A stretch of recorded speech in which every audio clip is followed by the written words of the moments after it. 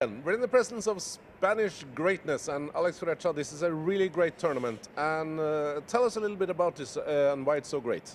Well, this is just amazing because the facility here are great. They have 3 indoor courts if they need it. They have the practice courts as well, but a lot of crowd. Also the VIP area, it's just huge. It's fantastic food. And also, you feel like this is the capital of Spain, so it brings you like good atmosphere. The city is great, so we are just so pleased to be here. Because, as you mentioned, the atmosphere, it's like being a tennis player here, it's like being the Beatles in the 60s. It's so loud when they show up. Yes, here the people, they lead the sport with passion, and they really appreciate what the players do. So I think it's very important because they know how difficult tennis is. A lot of the people here that comes here is because they understand about tennis. Most of them, they play tennis in their own clubs. So when they come here and they saw their stars, I think they appreciate the effort and the way they play. So the only thing is that when you're a player, sometimes you don't realize that much. I know that here everything is great, but you are focused on your own things, So you are a little bit like aside from what's going on in the crowd, even if you feel like they treat you like a big star. So you never really appreciate this as a player, but you see it later? You do appreciate it, but maybe you don't realize as much.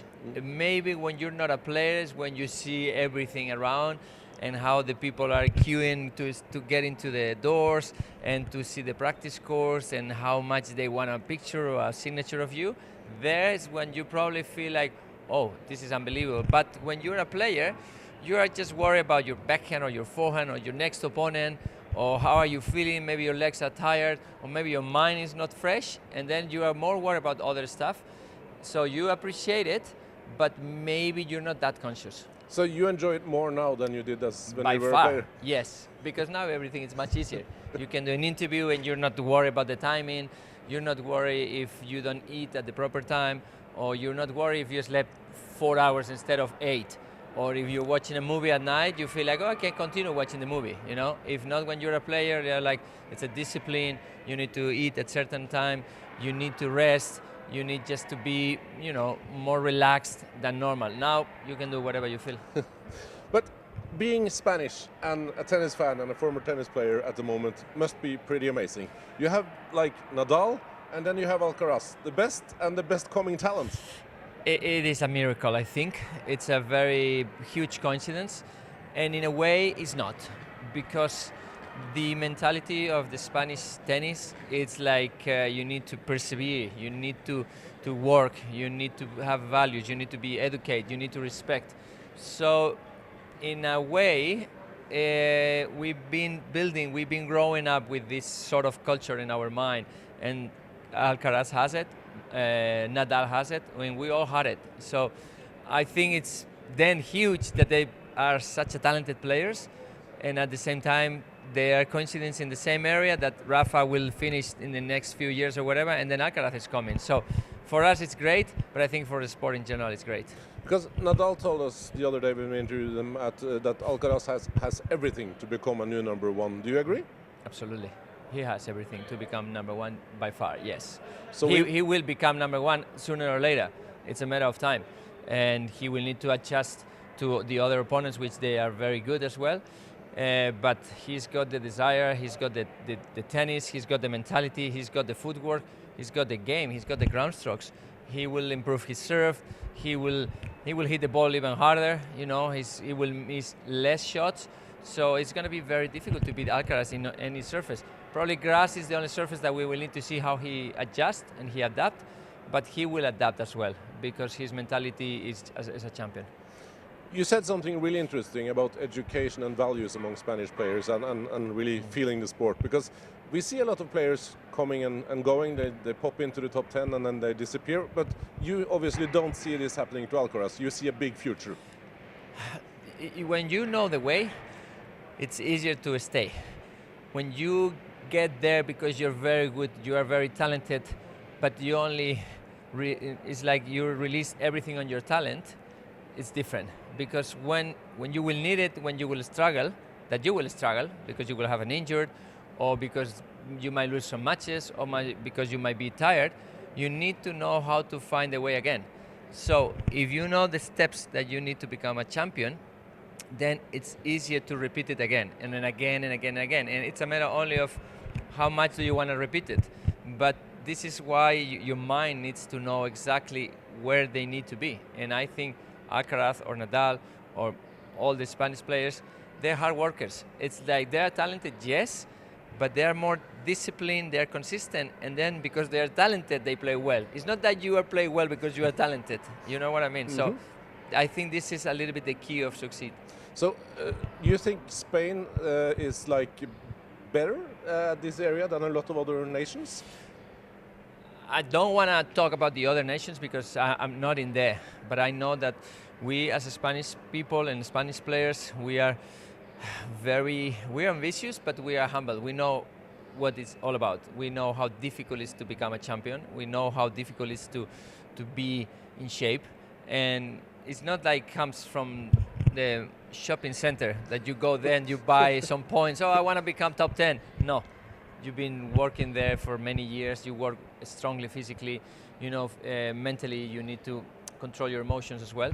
And tennis, you need to be ready because you need to improve things. And every time you go on the court, you feel like, okay, I've been doing this yesterday, but today maybe I need to get the drop shot. Or the next day I need to hit harder on my serve. Or the next day I need to step into the return because I'm far back. So in tennis, it's unlimited. You can always learn in life. So this is what you're saying, that the true champions, they're never satisfied. They always want to be better. Like the next match has to be better than the one you just played. Yes, because even if you play well, there are always room to improve. And what I feel is like when you are playing matches, you find always problems to beat the opponents. It's not like you beat them easy. Even if you won 6-2, 6-2, you always think what you need to do. And we don't have any player in Spain that hits 45 aces or 30 aces in a match. Maybe Feliciano Lopez was the one that he was serving probably the best. But the other ones, they serve like what, 5 aces, 6 aces in a match, and then the points they need to be working, you know, they need to be developed and try to win the point. So that makes you think. And if you think, you know what you need to do. You obviously saw Nadal play yesterday, and you've seen Alcaraz play here. If we start with Nadal, how impressed were you with him yesterday? I was very impressed. I wasn't expecting him to play that well, especially the first set. Kekmanovic is such a dangerous player. The ball goes very fast off his racket, but Nadal was moving well. His backhand was working huge. His forehand was deeper than I expected. He was serving okay, maybe not that much at the beginning, but then he was serving better. And his footwork, it was very amazing.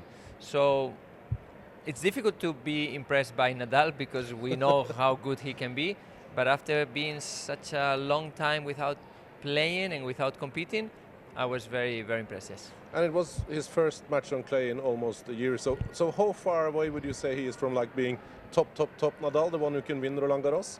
He only needs few more matches and a few more time on the court. And he will need to struggle in one of those matches where you ended up winning maybe 6-4 or 7-5 in the third, win that match, and then he will be ready. The more he will be on the court, the better he will feel. So I personally feel like between Madrid and Rome, he will get the rhythm that he needs. And once he will get into the French, he will be definitely perfect. You also saw Alcaraz, obviously, and what I was curious about was, will pressure affect him at all? Like he's at home, he's been winning tournaments, and it's a Masters 1000, it's a huge one. Didn't seem to affect him at all. Not for the moment. I think he's controlling very well. I believe that he knows what he's doing. He's enjoying the situation. He's laughing.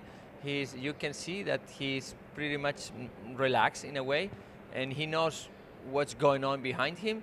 But also he's satisfied, you know. So it's nice to see that he understands the deal of talking to the press, or he understands going on court and the people are expecting a lot from him. He will need to go step by step, you know. But I think his steps, if you usually do like half a meter a step, his steps are half kilometer, you know. So it's the difference between Alcaraz and the others. Seems like you're predicting deep runs for both of them in Paris in a few weeks. Yeah, I think Nadal and Alcaraz, they're going to be very tough to beat at Roland Garros, best of 5. But still 2 very important tournaments to finish, and then we will need to see which ones are better. But Nadal, Alcaraz, Djokovic, Tsitsipas, Zverev, and Rublev probably are going to be the toughest guys to beat. And of course, Casper Ruud, it depends how he feels. It depends how he does in Rome. I think he needs to get a little bit the confidence back, but I think he's also a tough player to play on clay. Because if you saw him yesterday, what do you feel is missing in his game at the moment? Well, I saw him more in Barcelona, where he had the match he was about to win, he had match points, and then he didn't finish that match, and probably that took him a little bit out of confidence of his game and of his mind. And here it's always tricky to play, because even if the ball is bouncing very high, which I think helps him and likes him, when you lose a little bit confidence, it can be a little bit tricky, because you feel a little bit more insecure. So I think Rome will be a very important tournament for him to build up the confidence. So one final question. How do you beat Nadal on clay? You've done it, so you should know.